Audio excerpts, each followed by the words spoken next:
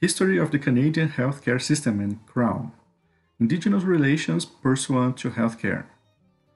1534, the Europeans first arrive in Canada. Settlers find healthy inhabitants with complex societies, cultures, and belief systems. Indigenous peoples have specific knowledge of local environment and medicines. Early instance of medical practice occurs when local indigenous nation, the Haudenosaunee, used cedar as a source of vitamin C to treat European settlers for scurvy. 1763, Royal Proclamation, identifies Indian country that was under British sovereignty but indigenous possession, sets out guidelines for European settlement of indigenous territories in what is now North America. Statements include Aboriginal title, a legal term for ancestral land rights, has existed and continues to exist, and that all land would be considered Aboriginal land unless ceded by treaty. Forbids settlers from claiming land from the indigenous occupants unless it was first bought by the Crown and then sold to the settlers. Only the Crown can buy land from First Nations. 1764, the Treaty of Niagara. The treaty is signed with 24 indigenous nations represented. Indigenous peoples and the Crown agree to coexist and build their relationship on Turtle Island. 1867, British North America Act, now Constitution Act 1867. Establishes Canada as a confederacy. Establishment, maintenance, and management of hospitals under provincial jurisdiction.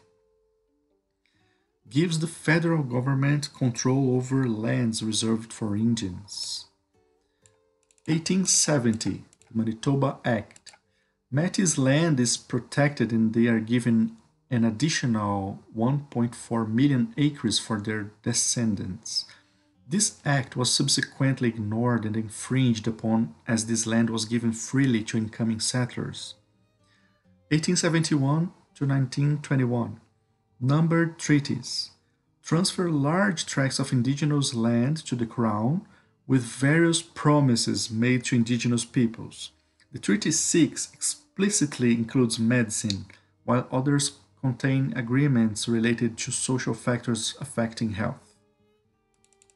1876, the Indian Act reinforces the federal government's exclusive jurisdiction over Indians and lands reserved for Indians, gives complete control of Indian bands, status, and reserves to the Canadian government. Enfranchisement, the process of terminating one's legal Indian status, identity, and ancestral rights in order to gain full Canadian citizenship, becomes legally compulsory in many situations, such as becoming a physician. The Indian Act also outlaws the practice of indigenous culture and spirituality and imposes band councils and Indian agents. 1884 to 1996, residential schools in Indian hospitals, legislated genocide. 1885, execution of Métis leader Louis Riel, leader of the Northwest Rebellion against the federal government due to infringement on Métis ancestral lands, rights, and way of life. 1939, court decision reference Re Eskimo, rules that the federal government has similar responsibility for Inuit people as indigenous peoples. Following this decision, the government developed policies that enforced assimilation and benefited governmental goals, with disregard for Inuit well-being.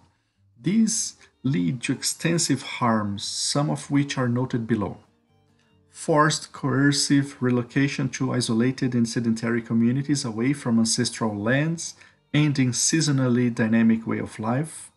Sled dogs were killed, which discontinued the Inuit traditional way of life and forced them to rely on government supplies. Discs to be worn around the neck were issued with numbers in lieu of Inuit surnames and to ease bureaucratic workload.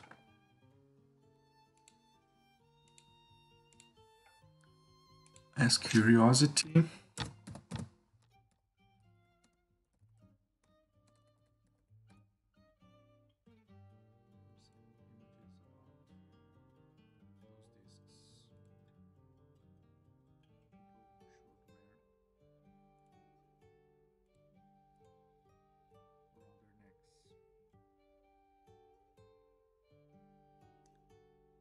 Nineteen 1965, Royal Commission on Health Services, HAL Commission, recommends federal leadership and financial support with provincial government operation.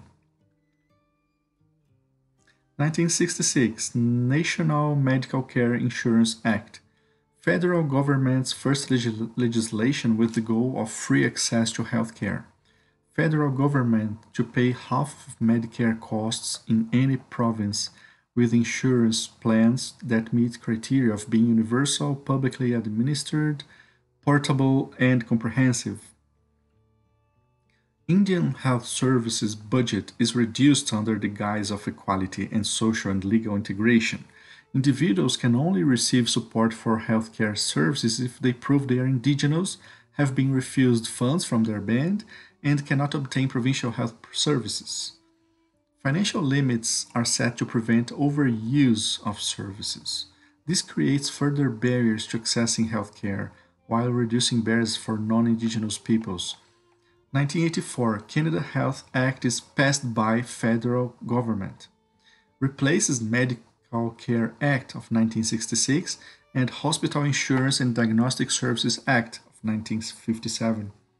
Provides federal funds to provinces with universal hospital insurance, maintains federal government contribution at 50% on average, with poorer provinces receiving more funds. Medical insurance must be comprehensive, portable, universal, and publicly administered, and bans extra billing by new fifth criterion, accessibility. 1985, Bill C-31.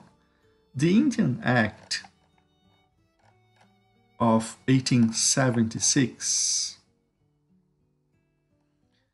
forced indigenous women who married non-indigenous men to lose their Indian status.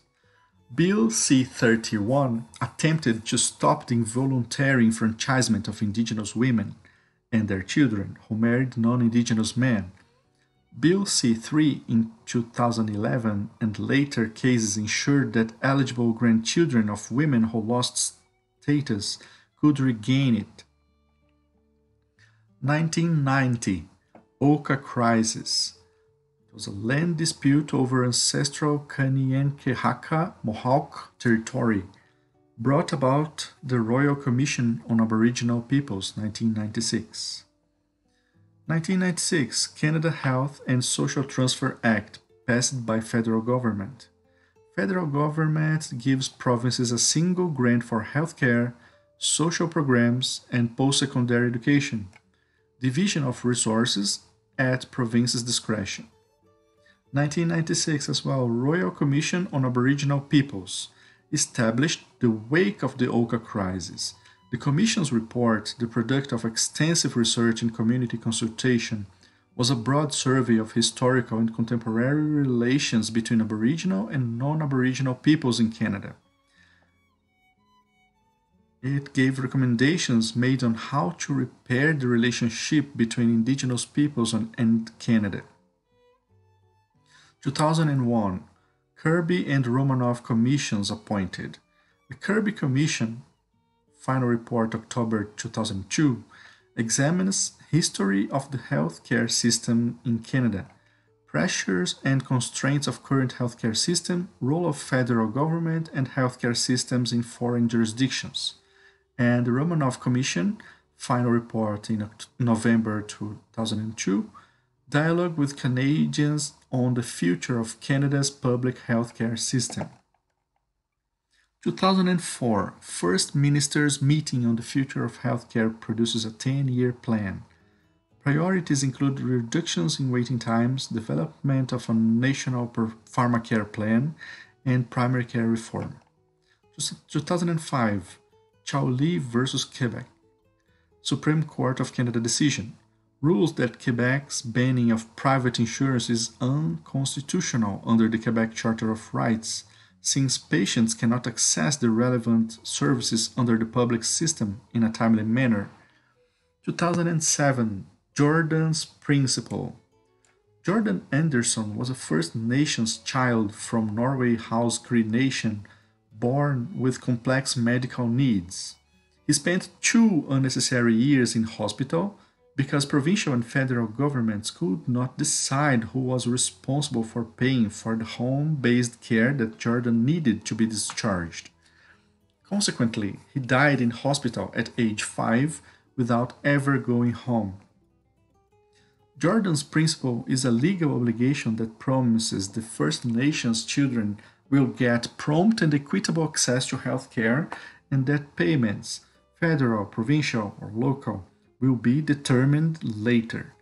In 2016, the Canadian Human Rights Tribunal found that the Canadian government was racially discriminating against First Nations children and their families for its failure to properly implement Jordan's principle. The tribunal issued legally binding orders that Canada has an obligation to fulfill. 2011, First Progress Report by the Health Council reviews progress toward 2004 First Minister's 10-year plan. Significant reductions in wait times for specific healthcare areas such as cancer care, joint replacements, and site restoration, but may have inadvertently caused increased wait times for other services. Despite large investments into EMR, electronic medical records, Canada continues to have low uptake, ranking last in the Commonwealth Fund International Health Policy Survey, with only 37% use among primary care physicians. Minimal progress in creating a national strategy for equitable access to pharmaceuticals. However, there has been some success in increasing pharmacists' scope of practice, reducing generic drug costs, and implementing drug information systems. Increase funding to provinces at 6% per annum until the 2016-2017 fiscal year. From then onwards, increase is tied to nominal GDP at a minimum of 3% per annum. 2012.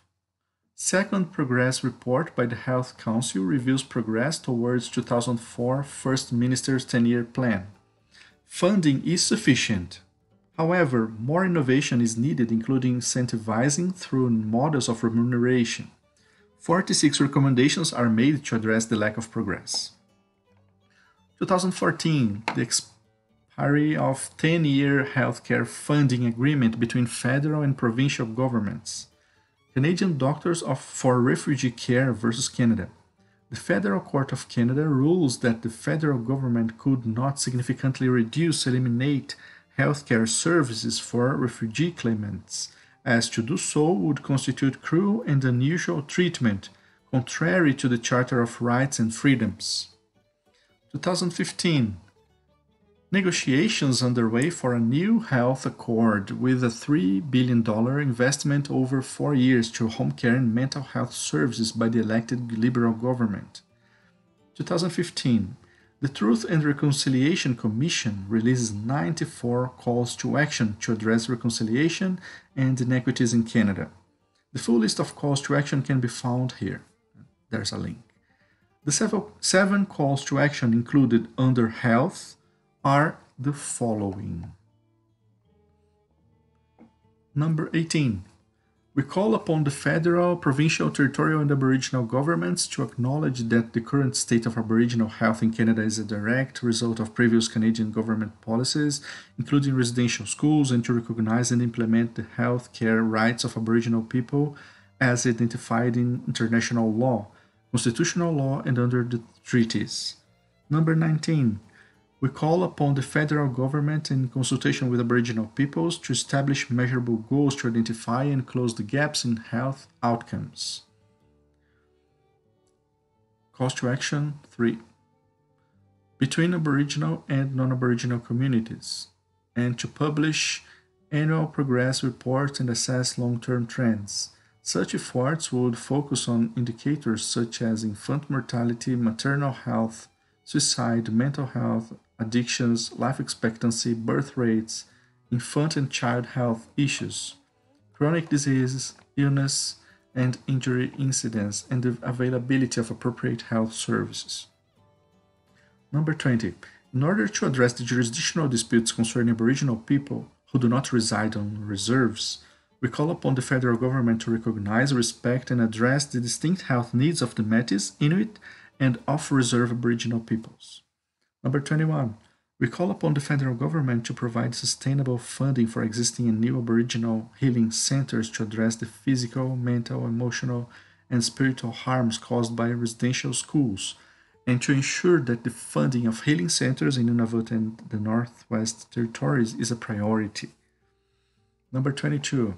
We call upon those who can effect change within the Canadian healthcare system to recognize the value of Aboriginal healing practices and use them in the treatment of Aboriginal patients in collaboration with Aboriginal healers and elders where requested by Aboriginal patients. Number 23. We call upon all levels of government to 1. Increase the number of Aboriginal professionals working in the healthcare field. 2. Ensure the retention of Aboriginal healthcare providers in Aboriginal communities. And 3. Provide cultural competency training for all healthcare professionals. And number 24.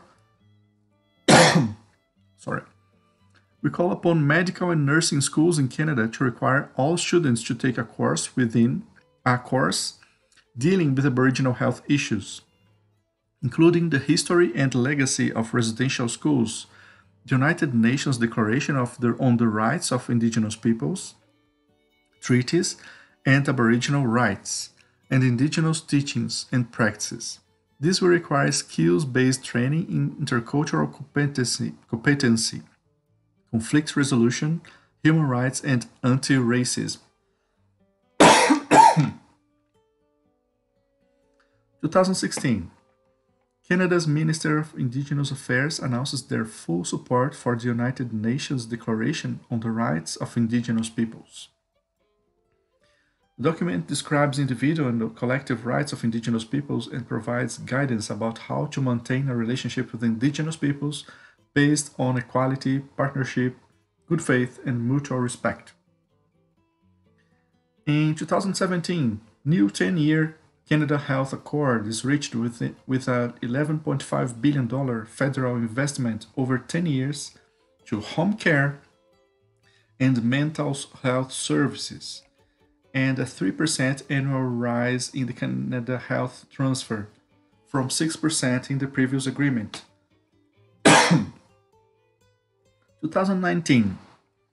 Missing and Murdered Indigenous Women and Girls Inquiry Final Report and Calls for Justice reveals that persistent and deliberate human indigenous rights violations and abuses amount to genocide and are the root cause behind Canada's staggering rates of violence against Indigenous women, girls, and 2S LGBTQIA people.